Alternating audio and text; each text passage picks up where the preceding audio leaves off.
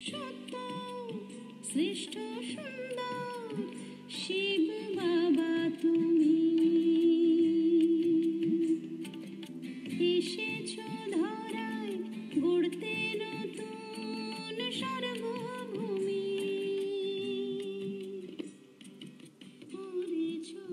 ওম শান্তি।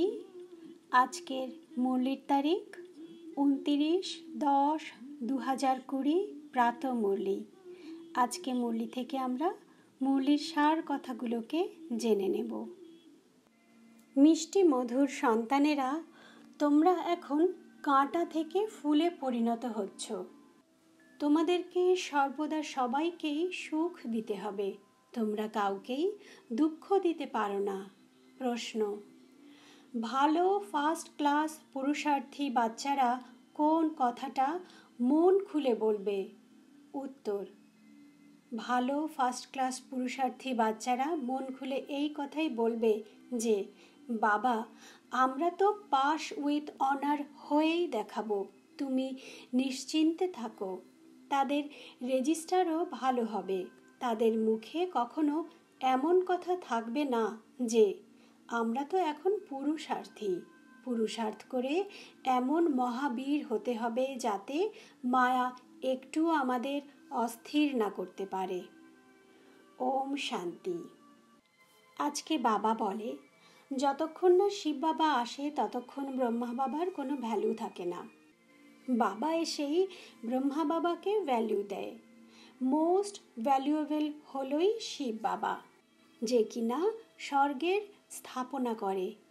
বাবাই সর্বোচ্চ কাজ করে থাকে। উঁচু থেকে উঁচু বাবার মহিমা গায়ন যতখানি করা হয়, বাচ্চাদেরও ততখানি উঁচু হতে হবে।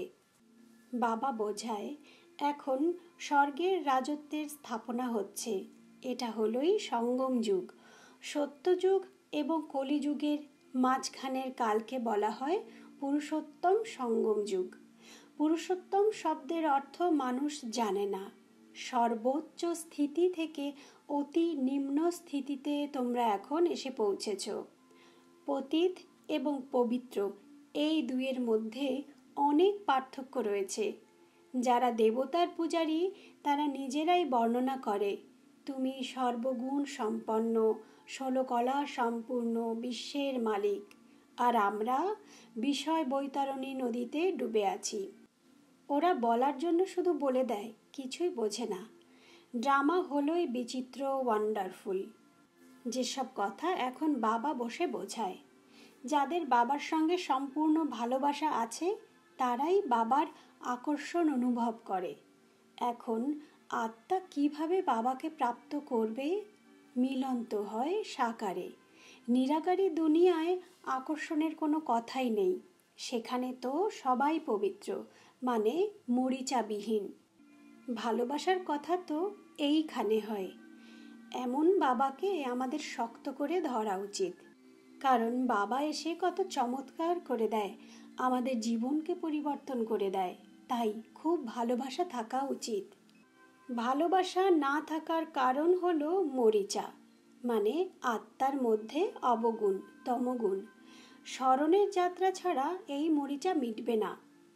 বাবা বোঝায়, তোমাদের এখন এখানেই প্রস্ফুটিত ফুলের মতো হতে হবে। ফুল সদাই সবাইকে সুখ দান করে। সবাই ফুলের গন্ধ ভালোবাসে। সেই গন্ধ দিয়ে কত রকম তরল সুগন্ধ তৈরি করা হয়। বাবা বলে, তোমাদেরকে কাঁটা থেকে ফুলে পরিণত এখন আমি করি, তাহলে তোমাদের খুশির অনুভূতি কেন হয় না? কত আশ্চর্যের কথা। বাবা বোঝায়, ফুল পুরনো হয়ে গেলে নিস্তেজ হয়ে যায়, কিন্তু তোমাদের তো এখন বুদ্ধিতে আছে যে আমরা মানুষ থেকে দেবতায় পরিণত হই। তমপ্রধান মানুষ এবং শতপ্রধান দেবতাদের মধ্যে অনেক পার্থক্য থাকে। তোমরা জানো যে তোমরা এখন দেবতা হওয়ার জন্য এই পড়া করছো। পড়াশুনো করলে তখন নেশা থাকবে। বাবা বলে, তোমাদের এই পড়া ভবিষ্যতের জন্য। তোমরা কি এর আগে কখনো শুনেছ কি ভবিষ্যতের জন্য কেউ এরকম পড়া পড়ে? তোমাদের ক্ষেত্রেই বলা হয় যে তোমরা পড়া করো নতুন দুনিয়ার জন্য, নতুন জন্মের জন্য। এরপর বাবা বোঝায় কর্ম অকর্ম বিকর্মের গতি গীতায় রয়েছে, কিন্তু যারা গীতা পাঠ করে তারাও এর অর্থ সঠিকভাবে জানে না। এখন বাবার কাছে তোমরা জেনেছ যে সত্যযুগে কর্ম হয়ে যায় অকর্ম, তারপরে রাবণের রাজ্যে কর্ম হয় বিকর্ম। 63 জন্ম তোমরা এমন বিকর্ম করেছ, তোমাদের মাথায় বিকর্মের বোঝা রয়েছে, সবাই পাপ আত্মায় পরিণত হয়েছে। এখন সেই অতীতের বিকর্মগুলোকে কিভাবে নষ্ট করা যায়, স্মরণ ছাড়া আর কোনো উপায় নেই এই ক্ষেত্রে। এরপর বাবা বোঝায় বাবার তো অনেক মহিমা করা হয়, কিন্তু বাবার এমন মহিমা কেউ কখনো শোনেনি যে বাবাও যিনি, টিচারও তিনি, আবার গুরুও তিনি, এবং এই তিনটে রূপই হলো সর্বোচ্চ। সত্য পিতা, সত্য টিচার, সৎ গুরু, তিন রূপ হলোই একমাত্র শিব বাবার। বাবা বলে এখন বাচ্চাদের তো বাবার অকুপেশন জানা দরকার, তাই না? এবং সেটাও বাবার কাছ থেকেই জানা যায়। এরপর বাবা বোঝায় এখন যদি কোনো ভালো বাচ্চা শরীর ত্যাগ করে তাহলে গিয়ে ভালো ঘরে জন্ম নেবে, অর্থাৎ সোনার চামচ মুখে থাকবে। ইন অ্যাডভান্স তো জন্ম নিতেই হবে, মানে আগে ভাগে তো পৌঁছতেই হবে, তাই না? নির্বিকারীর কাছে সর্বপ্রথমে জন্ম তো শ্রীকৃষ্ণই নেবে, বাকি যারা যাবে সবাই বিকারীদের কাছে জন্ম নেবে, কিন্তু গর্ভে দণ্ডভোগ করবে না, খুব ভালো ঘরে জন্ম নেবে। দণ্ড সমাপ্ত হয়ে যায়, কিন্তু তবুও একটু থেকে যায়, এতখানি দুঃখও হবে না। ভবিষ্যতে গিয়ে দেখবে তোমাদের কাছে বড় ঘরের বাচ্চারা মানে প্রিন্স প্রিন্সেসরা কিভাবে আসবে। বাবা বোঝায় উত্তরাধিকার প্রাপ্তির জন্য যত পুরুষার্থ করবে ততই তোমরা উঁচু পদমর্যাদা প্রাপ্ত করবে, সুতরাং পুরুষার্থ পুরোপুরি করা উচিত। তোমরা দেখো যে নম্বর অনুসারে মালা কিভাবে তৈরি হয়, পুরুষার্থ অনুসারেই সেটা হয়। তোমরা হলেই স্টুডেন্ট, ওয়ান্ডারফুল। স্কুলেও যেমন বাচ্চারা দৌড় প্রতিযোগিতায় একটা নির্দিষ্ট দাগ পর্যন্ত পৌঁছায়, তেমনি বাবা বলে তোমাদেরও নির্দিষ্ট একটা দাগ পর্যন্ত প্রতিযোগিতা করে যেতে হবে এবং পরে পুনরায় তোমাদের এখানেই আসতে হবে। স্মরণের যাত্রার দ্বারা তোমরা ছুটে যাও, পরে আবার তোমরা নম্বর 1 হয়ে এখানেই ফিরে আসো। মূল কথাই হলো স্মরণের যাত্রা। বাবা সাহস দিয়ে বলে ঝড় তো অনেক আসবে, কারণ এটা তো হলোই যুদ্ধক্ষেত্র।